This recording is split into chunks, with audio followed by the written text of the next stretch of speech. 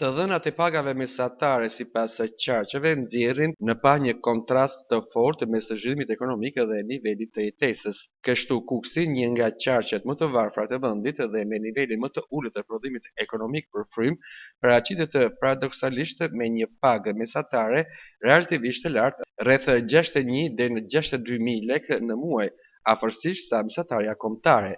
Ky fenomen nuk është pasojë e rritjes së mirëqenies, por e strukturës së tregut të punës në qark.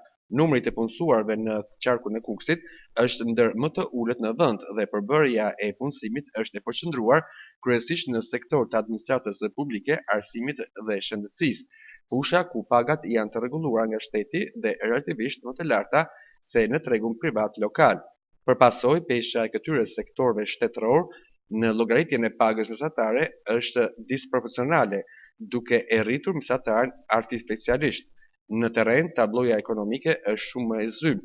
Pjesëmarrja në tregun e punës është e ulët, shumë të rinj janë të papunë ose kanë emigruar dhe një pjesë e konsiderueshme e familjeve mbështeten ende në remitancat për atë që dërgojnë të afërmit nga jashtë. Kështu paga mesatare e lartë nuk përkthehet në mirëqenie të përgjithshme, por në një treg të vogël pune të dominuar nga administrata publike.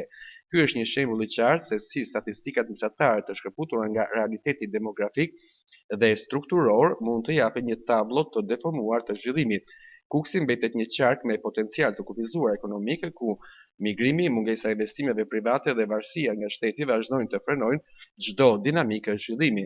Kështu paga mesatare e qarkut të Kuksit më shumë tregon për boshllëqet strukturore të ekonomisë lokale se sa për një përmirësim të mirëqenies. Është një mesatar që flet për ato pak që punojnë në shtet, ndërsa hesht për shumicën që jeton me remitanca, me bujqësi të vogël apo thjesht me shpresën se një ditë do të largohen.